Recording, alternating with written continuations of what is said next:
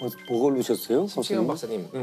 여기 제가 좋아하는 질문 하나 있어가지고 우리는 왜 MBTI에 열광할까요? 아.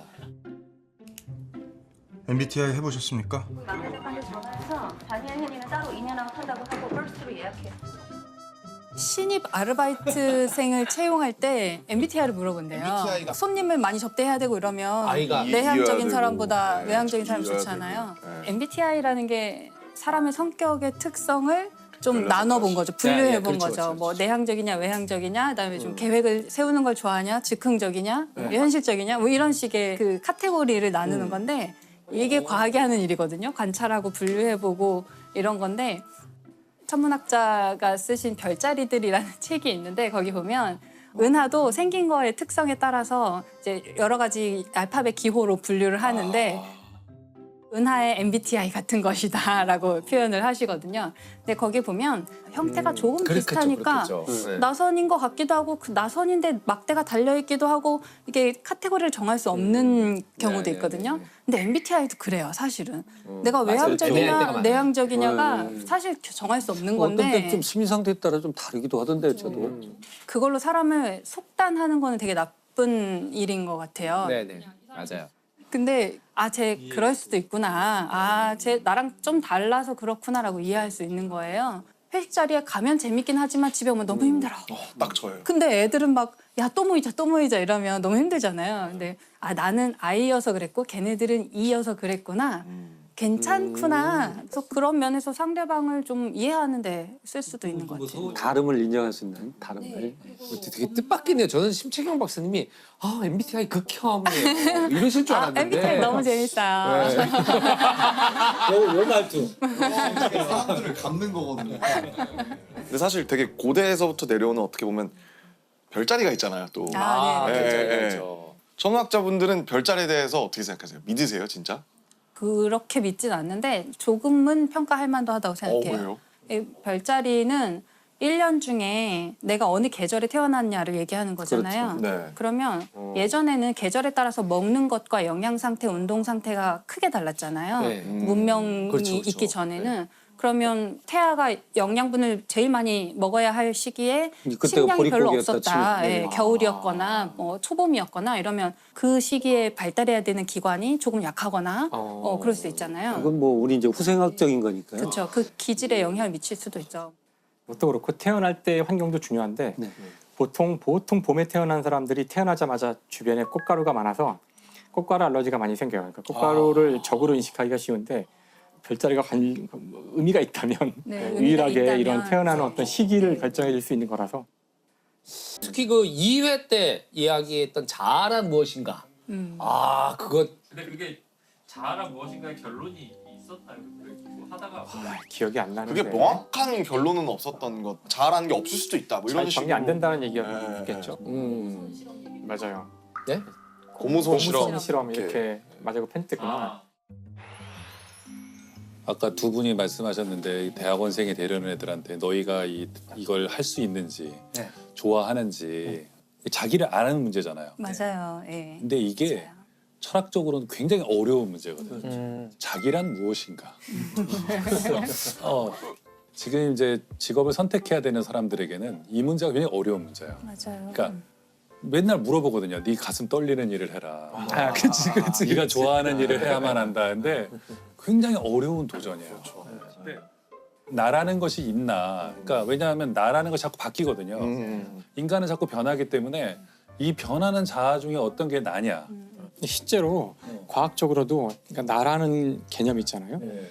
현재 물론 정확하게 답이 나오지는 않았지만 나라는 것이 의외로 환상에 가깝다는 네. 그런 결론들이 나오고 있거든요. 최근에 그렇죠. 근데 그게 무슨 말이에요? 나를 인식하는 게 가깝다는 그러니까 지금 말. 자신은 자신의 자아가 있다고 생각하잖아요. 그런 느낌이 있죠. 네, 네. 그래서 자아라는 것이 한 4종류로 나눌 수가 있어요.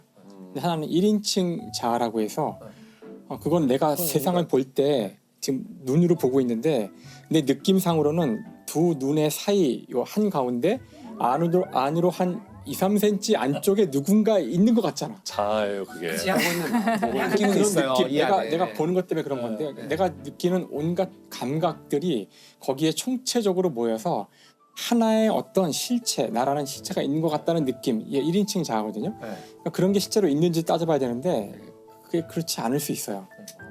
무슨 뜻이냐면은 사실은 그런 어떤 객관적 존재가 있는 게 아니라 외부에서 들어온 수많은 자극들을 이것들을 분석하는 과정에서 그것을 하나로 묶어주는 어떤 체계가 있는 것뿐이라는 거예요. 그게 그래서 이야기죠. 그게 이야기죠. 그래서 어떤 심리 테스트가 있냐면은 고무선 착각 실험인가 그래요. 그러니까 여기다가는 내가 이렇게 손을 놓고 있는데 손을 가리고 네. 여기다가는 가짜 손을 놔요. 네. 고무로 만든 가짜 손을 놓고 그 다음에 붓으로 살살 여기 만져주는데 동시에 똑같이 해야 돼요. 예. 예, 그러면서 나는 얘를 보고 있는데 그럴 경우 이 손이 내 손이라고 느껴지거든요. 아 이게 뭔지 알 것 같아요. 네.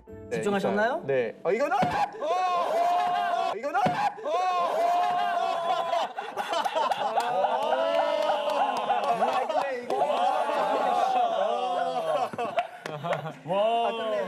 감각에 혼란이 오는 거죠. 시각에 혼란이 오는. 그래서 그런 걸 다룬 책이 최근에 나온 건데 생각한다는 착각? 뭐 여러 가지 책들이 이쪽에서 결론이 뭐냐면은 그러니까 이건 이제 하나의 테스트에 불과하고 이 테스트를 통해서 결국 사람은 자기한테 들어오는 수많은 감각들을 모아서 이것을 하나로 인식하는 어떤 과정이 있기 때문에 지금 실체가 있다면은 사실 아까 같은 실험에서 이거 여기 속지 말아야 되잖아요.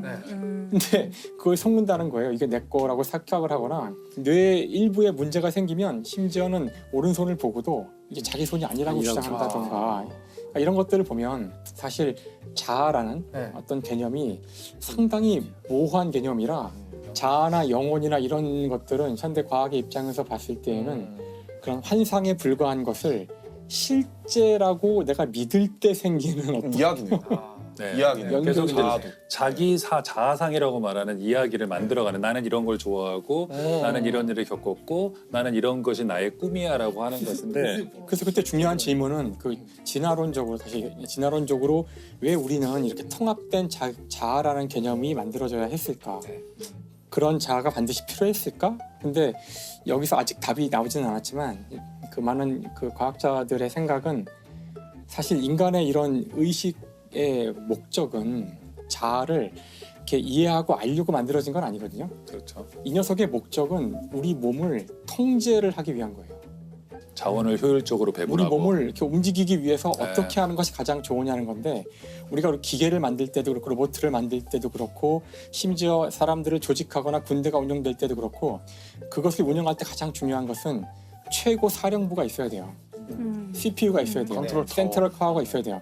센트럴 타워가 하는 역할은 시각과 청각과 후각 심지어 몸속에서 들어오는 뭐 여러 가지 통증이라든가 여러 가지 뭐 내장 기관들의 어떤 신호들이라든가 이것들을 통합하여 단 한 곳에서 결정을 내려야 되기 때문에 자아라는 개념을 만들어냈다라고 생각을 하는데 이제 그걸 보이기 위해서 여러 가지 실험들이 이루어지곤 있어요.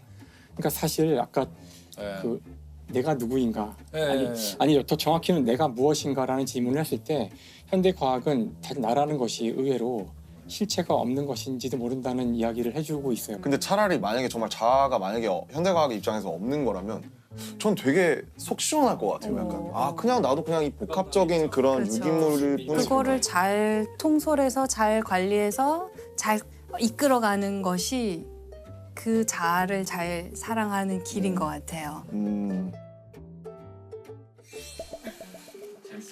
아 그런 얘기들이 있었어요. 그때 잠깐 딴데 정신. 잠깐 딴 생각 했나 보다.